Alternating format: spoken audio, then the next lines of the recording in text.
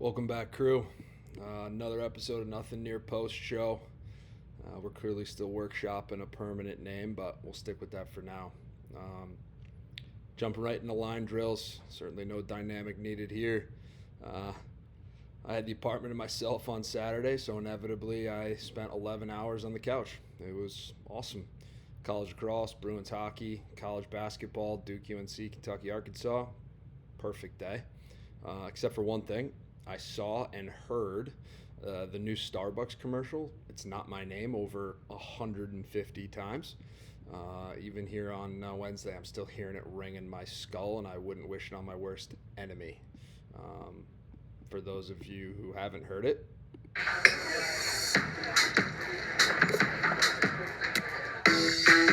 call me Stacy, they call me Her, they call me Jane. That's not my name. That's not my name. little taste for you. Little taste for you. Speaking of the Duke UNC hoops, this is one we'll see on the lacrosse field come April 12th in Durham. Duke hoops dominated from the jump, went 87-70. As for Arkansas and Kentucky, we had Calipari making his first trip back to Rupp Arena, and it was kind of interesting. Andrea Carter on the set of College Game Day made an interesting comment in the building in Rupp Arena pregame. She was talking about Coach Cal's first return to Kentucky in reference to the Razorbacks trying to take the crowd out of it early. And she compared Coach Cal's return to showing up to the club with your new partner, but your ex is there. And you better hope your ex isn't better than your current partner. And yes, she was implying looks. Things got weird on set. Reese Davis played it cool, joining in on the metaphor the most out of everybody. Jay Williams bit his tongue for the most part. Jay Billis made a, quote, "what happens when our wives dump us" comment, which I thought was interesting, and sort of that's how the whole thing wrapped up, left it even weirder than it started. But the best reaction was Seth Greenberg. He sat there in shock, no idea how to react, let alone what to say. Clearly showing the magic of live television. And during that College Game Day show, a student hit a half-court shot for $19K. I can't even begin to imagine falling in $19,000 as a college student. Pretty awesome. What else we got for line drills? Oh, were they selling beer at the Denver Hopkins game? I saw a shot of people on the hill behind behind the one net that has the grassy knoll leading up to the athletic facility with beers in clear cups. No one tailgates with clear cups, right? If they're selling beer at Peter Barton Lacrosse Stadium, it just went from a top 5 venue to a top 3 venue in the country in where to watch a college lacrosse game. So we'll have to get confirmation on that. Speaking of that game, Coach Tierney, he was the color commentator. He was not hiding his Pioneers bias whatsoever on the broadcast. Not sure that's exactly communications kosher, but Coach is a legend. I've got to believe he's got the green light. What else? One last thing on that game. NCAA Lacrosse Twitter page promoted the Hop DU game as being streamed on ESPN+. Everyone took that well as an honest mistake, obviously. Pause not. Whew. A little Bo Rat shout out.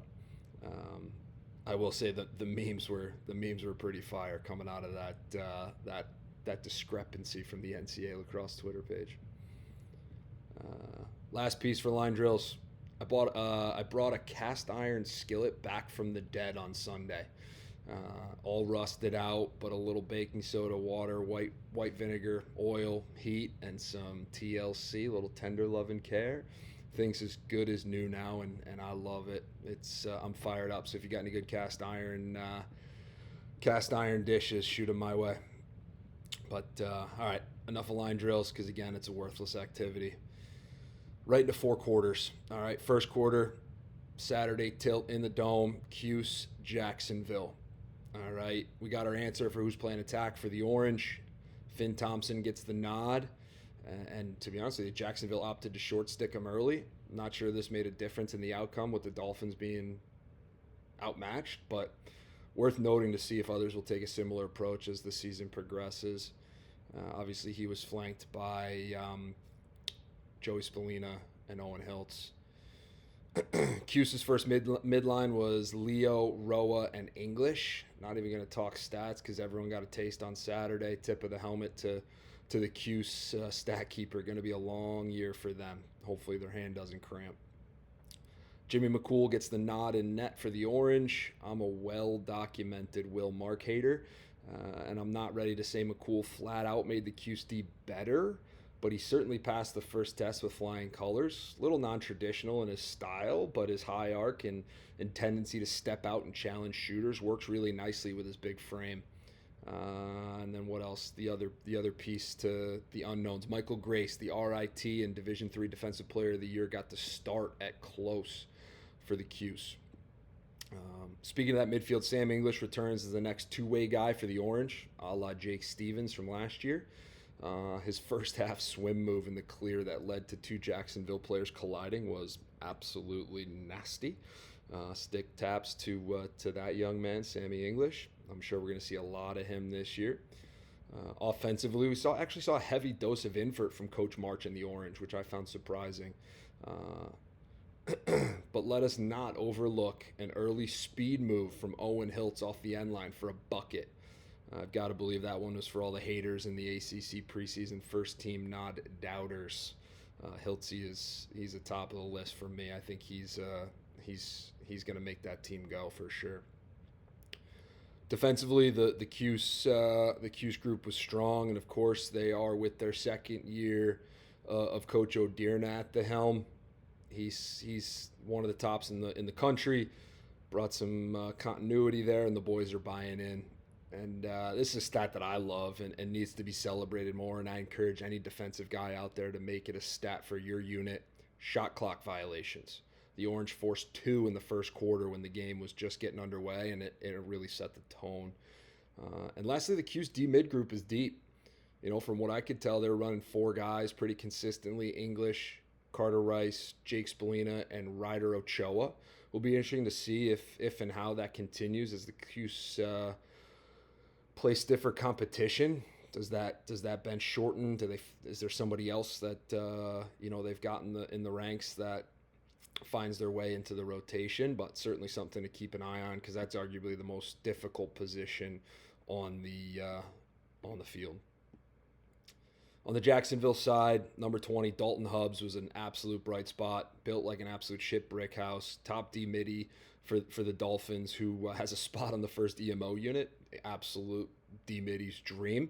He actually scored the Dolphins' first goal of the day, and building around Hubbs, after speaking with defensive coordinator Coach Przinski after the game, even with the result, he really likes his group. He knows the experience at the Dome will make them better as they move forward. And in all honesty, when you break it down, this game is nothing but an experience. They have eyes on winning the A-Sun to earn their trip to the dance in May, and that's all that really matters. Because I can't believe the A-Sun will be a two-bid league, so you got to win it. So hopefully this experience puts them in a good direction for that. The other bright spot for the Dolphins was lefty rookie Dalen John Hill. Scored a nice EMO goal in the second quarter, low to high. I know they've got high hopes for the Buffalo native to keep filling up the score sheet for sure. So we'll keep an eye on John Hill down there in Duval. Second quarter, let's keep this one short and sweet. Lehigh hosting Rutgers. Scarlet Knights have a problem on offense, in my opinion. No disrespect to Lehigh, but the Big Ten has some dudes defensively, except for one team apparently, and we'll get to that one. I just don't know where Rutgers is going to create offense from on a consistent basis. Even had a below-average day on EMO, going 1-4, but let's be honest, early season, EMO's still gelling, still getting their sets in, figuring out where their strengths are, but I'm still a little worried. But you do have to give kudos where they're due. Maybe Rutgers couldn't get anything going because of the Lehigh defense and game plan. And I have the utmost respect for Coach Will Scudder. And I'm sure he had his guys ready, and they certainly executed, only giving up 10. one of which was an EMO goal. But this is scary for the rest of the Patriot League if Rutgers is better offensively than I think, because even with a young team, Coach Scudder put a scare into the quote big bad gorilla like Big Ten team. Or wait, was Coach Connery only referring to his team as gorillas in the Big Ten? I can't quite remember. Let's keep it rolling here. We'll jump right into the second half like this is a summer club game at the DE Turf, because again, no free advertising. But if you know somebody, have them hit me up. Third quarter, let's look at this OSU Buckeyes playing host to the Utah Utes. All right. You got Utah head coach Drew McMinn. He had his dudes ready. No surprise there. Arguably one of the least talked about top-tier coaches in the game right now. The Buckeyes also look to have a little bit of a national championship hangover. Of course, not their own. But honestly, they did not look like the overwhelmingly dominant group in an athletic sense as many of us had expected, including myself. But I'll always stand by this. Lacrosse is meant to be played free-flowing. It's the creator's game. It's creative, it's fast, it's reactionary. Utah played this way, especially the fast part. Always been a Coach McMinn philosophy and staple. And the Buckeyes really never have. I'll even go out on a limb and say the Buckeyes didn't respect the Utes with their D unit trying to play some no-go, slow-go slide packages, backed up by the Utes scoring 50% of their goals unassisted, below their average from last year at 58%. Buckeyes obviously made the goalie change, but clearly this wasn't a goalie issue. Utah's Colin Lenskol, speaking of netminders, Colin Lenskol, the lefty in net for Utah, had a great day. He had a good day. Just a hair below 50%, but made big stops in the second half when Ohio State tried to get back to even and mount a little bit of a comeback. 7 out of his 12 saves came in the second half, with 5 of them coming in the fourth quarter. What jumped out at me were his lightning quick hands, especially off stick side high. So hopefully Colin can keep it rolling there. Cody Hart had a great day in the midfield for the Utes, asserting his dominance. The former Princeton commit put the rest of the A-Sun on notice that his senior year is going to be a big one. Another giant factor in this was the dominating face-off performance the Utes put on display. Utah went 23 for 34 overall, with Tyler Kloecki going 21 for 29. The junior from Lakeville, Minnesota, made light work of all 3 guys the Buckeyes threw at him. You love to see a non-traditional area kid do this at the top of the sport and on the national stage.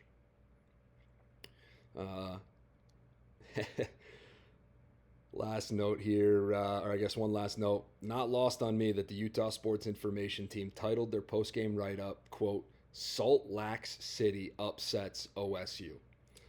So from here on out, Utah will be known as Salt Lake City, and Dan Arista dug up a cool stat about Salt Lake City. The Utes had 10 players register a point on Saturday. They're from 9 different states. Hear me out. Oregon, North Carolina, Kansas, Illinois, Georgia, Virginia, Minnesota, Ohio, and Colorado. If that ain't hashtag grow the game, I don't know what is. And Coach McMinn is certainly doing just that, growing the game and grabbing guys from all over the country. Really cool to see. But to put a bow on this game, nothing near post never talks about another man's job, but there's a Twitter account with the handle Fire Nick Myers out there. Actually, I think it's Fire Nick Meyer. And with the way Hop, Maryland, Penn State, and Michigan looked on opening weekend, I'm going to go out on a limb and say the Buckeyes are up against it this year. Tough road. And, I mean, the Tuesday result against Detroit Mercy didn't fare much better, but early season, got to get the boys all dialed in. I mean, if we look at it objectively, right, I think Coach Myers is doing a pretty good job. And that's, to me, strictly because he was at the helm when Ohio State beat Hobart in 2010. Personally, we'll toot my own horn. I had 15 stops on the day, but it wasn't enough. But beyond that, let's come back to current day. Others are looking at his 50% winning percentage in the Big Ten and never winning the league, which was founded in 2015. But you do have to mention that, he took the Buckeyes to the national championship game in 2017, losing to Maryland, and he made the tournament in 2022, but he did lose in the first round to Cornell. Only time will tell what the future holds. All right, fourth quarter, put him up. Game of the weekend, in my opinion, Hopkins, Pios in the Mile High City. This was a fun one. We'll look at the whole thing, but I want to start with some plays down the stretch. All right. 3 minutes left in the third. Denver's freshman Gordon Reynolds makes a play for a clean takeaway. Goalie's top left. Top of the box, which puts senior D-Midi Casey Wilson off to the races on a 4-on-3. He seemed to be out for a Sunday jog, to be honest with you. And he gets hawked down by Hopkins freshman Sean Krogan, who wasn't actually the one who turned it over. He's just a public school kid hustling his tail off. And this was a huge play, as Denver was looking to cut into the Hopkins lead. 3 minutes left in the third. Could, 2-goal swing there potentially. At least a 1-goal swing, at least, And then the nail in the coffin for the Pios looked to be the Hopkins goal by senior Stuart Phillips shortly thereafter in the fourth quarter, which was ultimately overturned for a crease violation after Matt Brown successfully challenged the play. Let's appreciate for a second the lacrosse has instant replay. Amazing, right? Something the Buffalo Bills would have loved was executed a little bit better by the NFL a couple weeks ago. So the Pios catch a break there, right? Get that goal taken off the board, stay within 3. And then on the ensuing clear, they get lucky with a bounce / a tip as Malcolm Klebon throws a Hail Mary clearing pass. And another stroke of luck. This led to an EMO opportunity for the Pios. But the Hop defense and the faceoff unit continued to thwart any momentum the Pios could get and ended up winning the game, 13-10. Clean game all around. First penalty didn't come until 9 minutes left in the fourth quarter, as I mentioned. And when that happened, it was a holding penalty on Hopkins, Quentin Kilrain. Coach Tierney made the statement that Coach Metzbauer is running the Pios EMO. I'm certainly not questioning him. He's certainly got the inside scoop out there in Denver, but I find it really interesting after all the success that Coach Brown has had in that role during his time with the Pios. No disrespect whatsoever to Coach Metzi, who's an absolute legend, and who I might add got scapegoated at UNC a couple years ago, but it just surprised me. It just surprised me that Coach Metzbauer's running after Coach Brown's success, but we'll see how it goes. And then, to be honest with you, after seeing what happened to the Buckeyes earlier in the day, actually, I should say more accurately, what Utah did to the Buckeyes, I was surprised to see how physically dominant Hopkins was over Denver. Hop had the upper hand from the opening whistle. They looked bigger. They looked stronger. And they found a way to get it done. Now, that's not always the case, but certainly they used it to their advantage. As for Hop, they started stout in net as nothing near post predicted. Lefty transfer from Loyola, had a pretty good game. Starting at attack for the Hopkins Blue Jays was obviously Melendez, and then the two newcomers, Eric Chick, and lefty Hunter Chavette. If I'm game planning, I'm double pulling the Jays. They're so midfield dominant, and Chick did not look comfortable as a Dodger down there at attack. Can't quite comment on the game on Tuesday against Towson. I'll have to go back and watch the tape, see what Chick did there, but I'm strongly considering it. Now, there is some disadvantages to that, right? You take a long stick and you put him up top where he's not as comfortable. You take a short stick, put him down low where he's not as comfortable, and all of your twos and your help gets all jammed up. So not a done deal, not something that everybody will do, but certainly something to consider and something the Jays might have to prepare for, in my opinion. Starting to close D, you had the expected Scott Smith and Quentin Kilrain, with senior Patrick Deans as the third guy, unless I missed something. Deans is listed as an LSM on the roster, and the box score said Scott Smith didn't start. Instead, grad student Colby Wishar did, but either way, they were strong down low. In the midfield, I was super impressed with number 51 sophomore Chuck Rawson. He obviously continued his high level of play on Tuesday night against Towson. The Burlington, Ontario native made a huge impact while Denver's defense had their attention on guys like Collison, Melendez, and Bauer. Rawson picked his spots and made the most of them, shooting 100% and netting a hat trick against the Pios. And then the last thing in note that I could find, or that I want to talk about here, is Hopkins was in a 10-man. Not super aggressive, but you still love to see it, and clearly impacted Towson on Tuesday night with their clearing numbers. So certainly something that other teams are going to have to prepare for and keep an eye on. Taking a page out of the BU Terriers book, who are 100% 10-man. So kind of cool to see that Hopkins is drinking the Kool-Aid. Going back to Denver, Lynchburg transfer Michael Krause got to start the faceoff X. He won his first two, but couldn't come up with a GB. He continued to win clamps, but he couldn't get it cleanly to the offense consistently. And down the stretch, Logan Callahan had his number, winning 8 to Krause's 5 in the second half. The Pios started 2 new faces at close D around Freehill, and redshirt sophomore Chris Caldwell from Draper, Utah, and freshman Blake Kursick from Lone Tree, Colorado. Having 2 new faces showed early for that unit. Hopkins jumped all over them. The redshirt senior out of Centennial, Colorado, Josh Carlson, shouldered the load offensively early for the Pios. Mick Kelly woke up in a big way in the second and beyond, going 3-1 on the day, and he's going to be an absolute handful for everybody. He'll get the pole. He's going to have to continue his top play, especially here early on, being a leader and an older guy on that group. Schematically, for me, Denver's defense was way too packed in. I know that's their style and in their DNA, but it seemed to be too much so on Saturday. Gave up a lot of what NBA star and analyst Mark Jackson would call hand-down, man-down looks, in my opinion. Offensively, I'll say this. The Pios will get better. Right now, especially against the Hopkins heavy dose of slide recover defense, Denver skip from the low righty to the lefty shooter spot, then the one more to the lefty pipe is dangerous. Much easier said than done to continue to create those types of looks, especially against a slower sliding team. But they got this look multiple times on Saturday, and it was beautiful poetry, if you ask me. Especially with Malowski finishing the play there on the lefty pipe. He's the guy. So it's great to get him open looks out of that type of scheme. All in all, Hopkins was the better team. Their offense looked better than anticipated.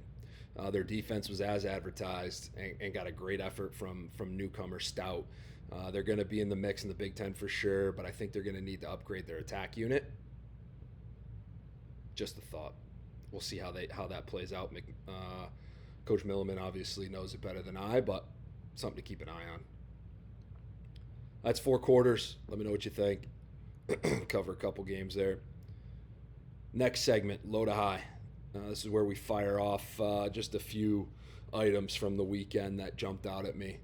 Only appropriate low to high segment to start with the Hoyas, Joe Cesar putting a hole in the net. Stick side high right in the, and these words taste terrible coming out of my mouth, the near post corner. But man, that's got to feel good as a goal scorer. Caesar finished with a hattie on the day in the win over Loyola. All right, here's the big one. All of Twitter was on this. Probably seen it if you're listening to this, but we've got to cover it. Beyond the outrage of, staggering games for more eyeballs on games and the fact that viewers needed at least 4 different subscriptions or providers to watch all the games, can we make a rule or set some standards on broadcast camera angles? The one everyone talks about is Maryland shooting from the moon, obviously.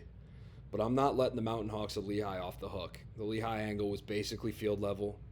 I feel like we can be better, and don't even get me started with the Bonnie's feed on Sunday morning. Kind of lost my interest, tried to tune in, couldn't get in. And then, last night all the rage was the stream at Towson, buffering, loading. I'm not a tech guy, but it's 2025. Can we figure this out? I think I saw somebody, maybe it was Brian Nozlax, tweeted, why are we making lacrosse so hard to watch lacrosse? Why is lacrosse making it so hard to watch lacrosse? Couldn't agree more. I also saw a tweet that Somebody was dogging the streams as being of D3 caliber, and I'll be honest with you, there are D3 streams that are better than some of the stuff that we saw this weekend. So, bite your tongue. All right, bite your tongue. Moving on. Speaking of rules and standards, really cool to see how the new face-off rule change impacted games. Obviously mirroring the PLL, so if you pre-whistle violate, you can't take the next draw. I'm interested to see how coaches adapt to this throughout the year. You'll see some polls out there. You're going to see some face-off depth either be exposed or elevated. It's going to be interesting. Rapid fire here. The Iona Gales had a 1-0 lead. Tip of the cap. All right, 1-0 lead. Love it. Throwing this out there, and I won't back off of it. I don't need to see any more. Cuse will have the statistically best EMO unit in the country this year, barring any season-ending injury. But their ball movement is mesmerizing. Has to be so fun to be Coach Pat March come EMO man down segment of practice. Just incredible stuff out of the Cuse Orange Extra Man. So we'll track that. We'll keep an eye on it statistically, but that is just makes me feel some type of way watching that EMO unit. What else we got? Terps are just fine with no one talking about them. I mean, not no one, but everyone else is talking about other people. They haven't missed a beat since playing on Memorial Day last spring. They got big contributions from 3 fresh faces in College Park. Maryland got 10 points out of those new transfers on Saturday and 12-7 in their 12-7 win over Richmond. Those 3 transfers being Matthew Keegan from Binghamton, 3-2. Bryce Ford out of Fairfield, goes Stags, 2-1. And Jack Dowd from Salisbury, Division III, 2 assists. Speaking of new faces, great to see Coach Mike Daly back on an NCAA lacrosse sideline. And last but not least, rapid fire here. Low to high. The people's goalie. Speaking of Mike Daly, the people's goalie, Connor Terrio, got a win in his Tampa debut. 6 goals against, 9 saves for a 60% save percentage. And I'm going to guess and say he executed on rule number 1. All right, that's enough for low to high. Let's keep it moving here. Next segment, we're going to call this one Game Ball. All right, Game Ball, Hobart tradition. I'm sure at other places too. You know, coach tosses out a game ball. Player that achieved or played really well that day, led to the team's success, all that kind of jazz. Cool part about it, Hobart, actually, the tradition is you toss out the game ball from the coach, guy receives it, says a word, and he actually identifies somebody that he thought deserved a game ball, and he pops that game ball over to that guy and sort of building around the room. So we're going to toss out a few game balls here. Bottom line, I mean, in this segment, I want to shout out some of the top performers of the weekend.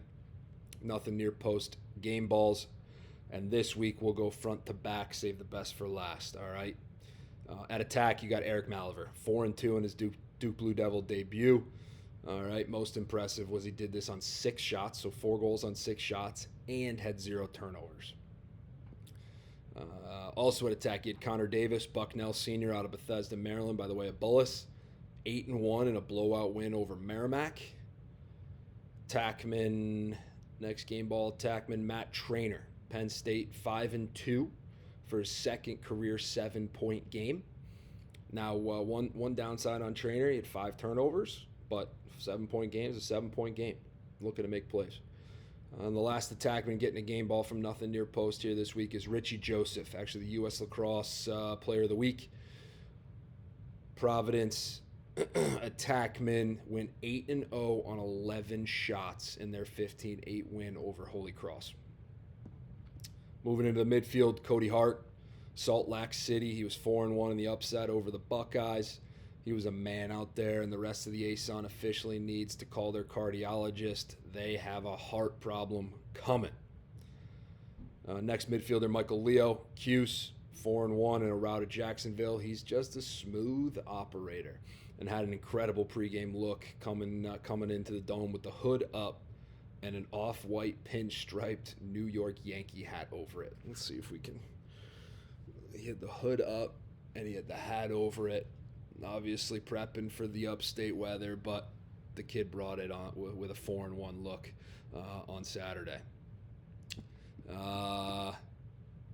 Face-offs. Tyler Klowecki, already shouted him out. Salt Lake City Jr. out of Lakeville, Minnesota, 21 for 29 with 9 GBs against the Buckeyes in their upset win.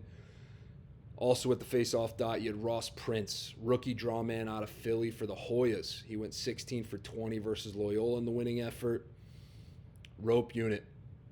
All right, rope unit. There are a couple for the midshipmen in the LSM spot that we could shout out. The one guy, let's see here. I'm going to give him an honorable mention. Honorable mention because he looks like an absolute man out there. AJ Marsh, sophomore, 6'3", 220 out of Reisterstown, Maryland, McDonough School. All right, he's getting an honorable mention, but I'm shouting out Sean Gallagher, LSM for the midshipmen, 6 GBs and 2 caused turnovers in their win over High Point. It's also Sean Gallagher's got a great look. He's got a rough look to him. He doesn't look the part. He's got a little bit of a knee wrap or a knee brace or something, and just got it done on Saturday. Defensively, Scotty Smith, QB to Hopkins defense to a win versus a strong Denver offense. And then in goal, Colin Lensgold, already called him out, Salt Lake City, 12 saves in the upset win over Ohio State. And last but not least, Logan McNaney. I think he's the best goaltender in the nation until somebody overtakes him. Maryland backstop, who I think we're going to see on this team pretty often. Getting a game ball, pretty often. 14 saves on 6 goals against for the 70% save percentage in their win. That's it for game balls. Let me know who I missed in the comments. All right. We'll get rid of my Michael Leo look. All right, next segment, scouting report. A look ahead to games that I'm eyeing this week.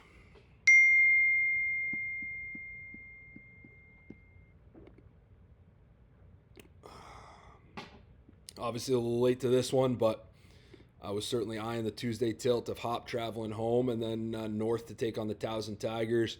All the Hopkins stands are already claiming that the Jays are back.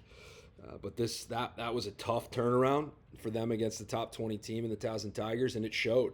Squeaking out the 11-10 win. Huge effort from Logan Callahan down the stretch, going 4 for 5 in his last 5 draws, similar to what he did against Denver on Saturday. And let's be honest, who knew Scott Smith had the right-to-left split shot on the run in his bag, putting a bucket in. And then, as a side note, again, from Dan Arista, Hop's top 3 scorers against Towson Tuesday night were Brooks English, Hunter Chauvet, and Chuck Rawson. They were all on the 2022 Lawrenceville roster. Lawrenceville school. Shout out Jersey. All right, even though none of them are from Jersey. This was the same roster that also had current Blue Jays Quinton Kilrain, Tyler I, and Reese DeChico. And with this kind of ROI for the Blue Jays, I wouldn't be surprised if Coach Milliman was paying rent for his own dorm room at Lawrenceville so he can visit anytime he wants. And I want to give Dan Arista some flowers. If you want to follow him on X for more of his stuff, you can find him at Dan Arista. That's DANARESTIA. Great follow for some lacrosse insights. Other games I'm looking forward to. Saturday, UMass Minutemen hosting the Army Black Knights. This has been the opening game for both teams for quite a few years now. Always physical and tenacious. Army has high hopes again, and UMass is trying to make some noise in the A-10. So if you like a physical brand of lacrosse, banging, that's the game to watch. UNC hosting Michigan. Michigan coming off a dominating win against Marquette. UNC coming off their last tune-up scrimmage against Delaware. So a home opener for the UNC Tar Heels and season opener. If Carolina wants some respect, they're going to need to hang tough, let alone win outright. It'll be interesting to see. I think the books have that one at -2.5 for the Tar Heels already, and I gotta believe Michigan, the way that they played on Saturday, having a game under their belt. they're going to be ready to go and out for blood.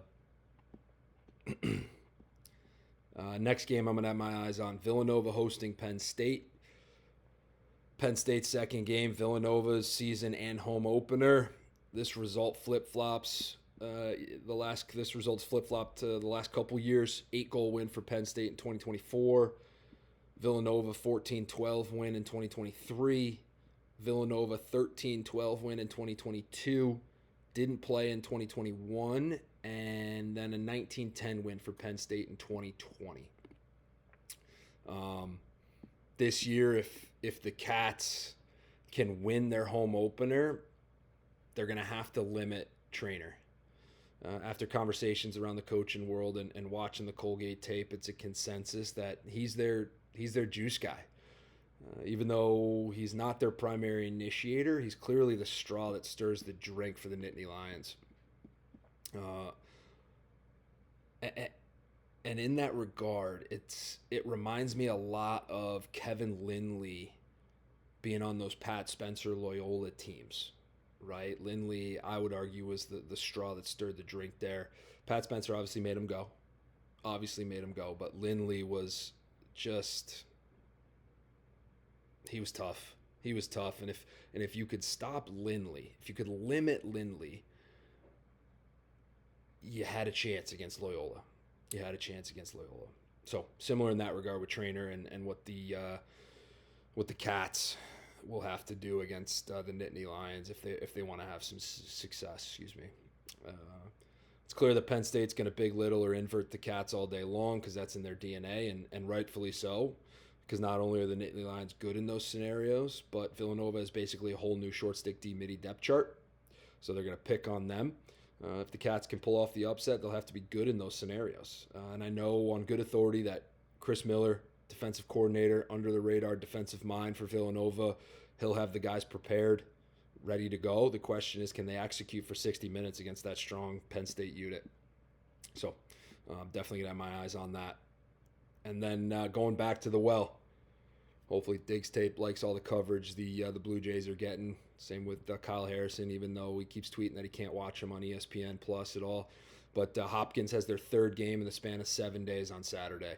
This one finally in the friendly confines of Homewood Field, but the opponent won't be friendly. The Georgetown Hoyas are coming north for a big tilt that will have RPI and NCAA tournament implications. Georgetown obviously coming off the win against Loyola on Saturday, full week to prepare. Hop had to play the Tuesday night game. Going to be a big one at Homewood. Those are the games I got eyes on for this weekend. Next segment, Field Vision. This is our gambling segment, so we're going to look back in this segment at our picks from the weekend. All right, we had Cuse -8 for 2 units. That hit. We had under 24 in the Ohio State-Utah game for 1 unit. That missed. We had Denver +1.5 for a unit. That missed. Denver money line for a unit. That missed. And then the Saturday morning edition, Hofstra -14.5 for 2 units. Some people got this at 12.5. Some people got this at 13.5. And I think I heard from Lax Lines on X that it opened at like 8.5. But 2 units at 14.5 hit. So coming out on a positive there on Saturday. But breaking it down a little bit further, big weekend for favorites, especially big favorites. Duke, Mercer, Hofstra, and Cuse all covered. Other favorites who covered: Manhattan, Bucknell, Georgetown, Providence, Rutgers, Michigan, Hopkins, Navy, Mount St. Mary's, Penn State, if you got the line at 4.5, and of course, the VMI Keydets on Sunday covered as favorites at 2.5. Leaving the only favorites who didn't cover being Maryland, who pushed at 5, and then the dogs who won outright, Lafayette over Air Force and Utah over Ohio State. So for those keeping count at home, favorites won 15 out of the 18 games, 1 push, 2 dogs. Obviously the two surprises I think for the weekend, the one being Ohio State, and to be honest with you, surprised their defense. They were favorites and everyone was on the under, but They clearly got some work to do on that defensive end. And it seemed like a lot of people were on Air Force. Personally, I leaned the other way, but this Air Force loss to Lafayette was a shock to many. And yeah, we'll wrap it there. I'll get my gambling nothing near post picks out on Twitter as the weekend nears. But for now, quick app. Thanks for listening, and until we strap it on for line drills next week, never forget rule number 1: nothing near post. Shout out Diggs Tape, New York Atlas, baby.